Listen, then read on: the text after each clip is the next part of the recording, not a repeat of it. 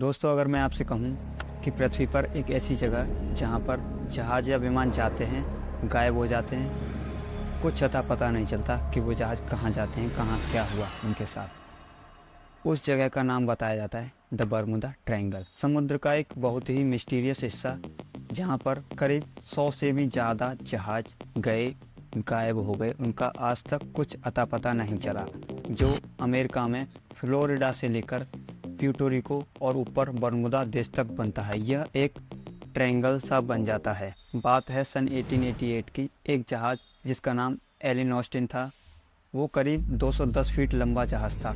England से New York की ओर निकलता है। करीब 2 से 3 दिन ट्रैवलिंग करने के बाद इस जहाज़ का कैप्टन, जिसका नाम था ग्रिफिन, वह एक अनप्लान्ड शॉर्टकट लेता है ताकि जल्दी पहुंच जाए। वह जो शॉर्टकट लेता है वो शॉर्टकट बर्मुदा ट्रायंगल के पास से गुजरता है।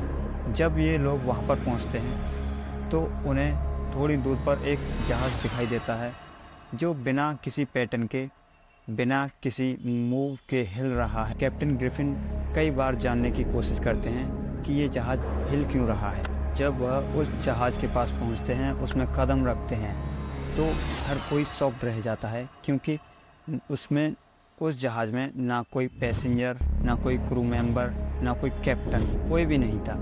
लेकिन उस जहाज़ में सारी चीज़ें एकदम सलामत थी, ना कोई चीज़ें टूटी हुई, हालांकि खाना भी एज इट इज़ रखा हुआ था। फिर वह लोग मिलकर डिसाइड करते हैं कि हम इस जहाज़ को न्यूयॉर्क की ओर लेकर चलते हैं अपने साथ। तब वह इस जहाज़ को लेकर जाते हैं। कैप्टन ग्रिफिन अपने कुछ लोग उस जहाज़ में डाल देते हैं ताकि वह जहाज़ को चलाकर साथ में लेके जाएं। कुछ देर बाद एक भारी तूफान आता है और वह जहाज़ गायब हो जाता है। कैप्टन ने इस जहाज़ में जितने भी लोग भेजे थे उसको चलाने के लिए, वह लोग भी गायब हो जाते हैं। उस जहाज़ में एक भी आदमी नहीं था। बताया जाता है कि उन्होंने फिर दोबारा उस जहाज़ को अपने साथ ले जाने की कोशिश की, लेकिन फिर से वही मंजर उन्हें दिखाई दिया। भारी तूफान आया और फिर से जहाज़ गायब हो गया। फिर वह इस जहाज़ को वहीं छोड़कर चले जाते हैं न्यूयॉर्क की ओर, और फिर यह कहानी चारों ओर फैल जाती है। ऐसे ही एक और जहाज़ जिसका नाम मैरी सेलिस था, 7 नवंबर 1872 में न्यूयॉर्क से इटली की ओर निकलता है। इस जहाज़ पर बहुत सारे लोग थे, एकदम खचाखच भरा हुआ था पूरा जहाज़। लेकिन जब यह सिर्फ बर्मुदा ट्रायंगल के पास से गुजरती है तो यह गायब हो जाती है। कुछ अता पता नहीं चला कि यह बोट कहाँ गई आखिर। बहुत ढूंढा जाता है, यह बोट कहीं नहीं मिलती है। लेकिन करीब 4 महीने बाद 4 नवंबर 1872 को यह जहाज़ बर्मुदा ट्रायंगल के पास तैरता हुआ दिखाई देता है।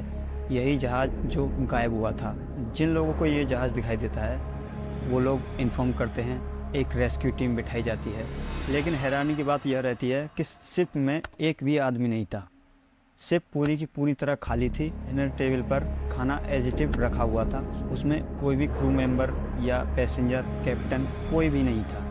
आज तक पता नहीं चला कि वो लोग कहाँ गए। उस जहाज़ में जितने भी लोग थे, बहुत ढूंढा गया, नहीं मिले। ऐसे ही एक और घटना 5 दिसंबर 1945 को 5 फाइटर प्लेन्स का ग्रुप फ्लोरिडा से निकलता है नेविगेशन कोम्बो फाइटिंग ट्रेनिंग के लिए।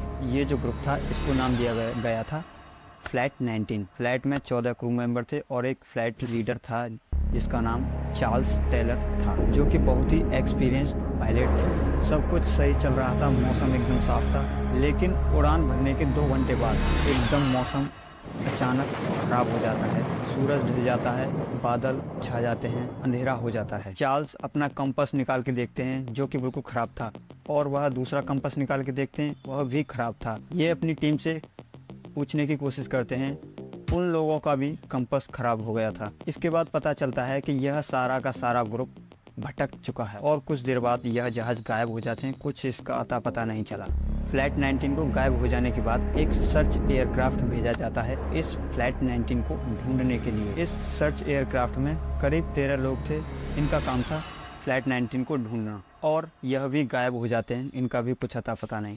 फ्लाइट 19 के 14 लोग गायब और सर्च एयरक्राफ्ट के 13 लोग गायब। इनको बहुत ढूंढा गया, कुछ अता पता नहीं चला। उसके बाद एक और सर्च एयरक्राफ्ट भेजा जाता है जो कि उस समय का सबसे बड़ा सर्च एयरक्राफ्ट था। कुछ भी पता नहीं चला कि वो लोग कहाँ गए। ना उनकी कोई बॉडी मिली, ना कोई जहाज़ का कोई टुकड़ा मिला, कुछ भी नहीं पता लगा कि वो लोग कहाँ गए, क्या हुआ उनके साथ। ऐसे ही एक और जहाज़ 4 मार्च 1988 को निकलता है। यह जहाज़ यूएस नेवी का उस समय का one of the biggest fastest ship था जो उन्होंने बनाया था। इस जहाज़ में करीब 306 लोग बैठे हुए थे। इस जहाज़ में लोगों के अलावा करीब 11,000 टन मैंगनीज भी रखा हुआ था। मौसम साफ था, वह सही सलामत वहाँ से रवाना हुए। शिप की तरफ से मैसेज आता है वेदर फेयर ऑल वेल। लेकिन यह जो मैसेज आता है वह आखिरी मैसेज था इस जहाज़ का। इसके बाद कुछ भी अता पता नहीं चलता कि यह जहाज़ कहाँ गया,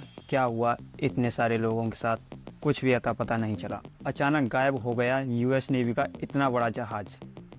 कैसे गायब हो सकता है यूएस नेवी का इतना बड़ा जहाज़? बरमुदा ट्रायंगल की कहानी के पीछे का राज, कुछ लोग बोलते हैं कि एलियंस आते हैं और उन लोगों को उड़ा ले जाते हैं, जहाज़ों को और लोगों को साथ में। कुछ लोग बोलते हैं कि वहाँ पर सी मॉन्स्टर रहते हैं, उन लोगों को खा जाते हैं। कुछ लोग बोलते हैं कि वह जगह ही ऐसी है, वहाँ पर कुछ भी कोई भी जहाज़ जाता है और समुद्र में समा जाता है।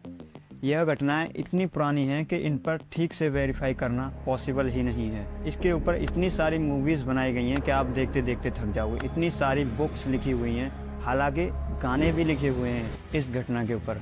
लेकिन यह उस टाइम पर था, अब ऐसा कुछ भी नहीं होता।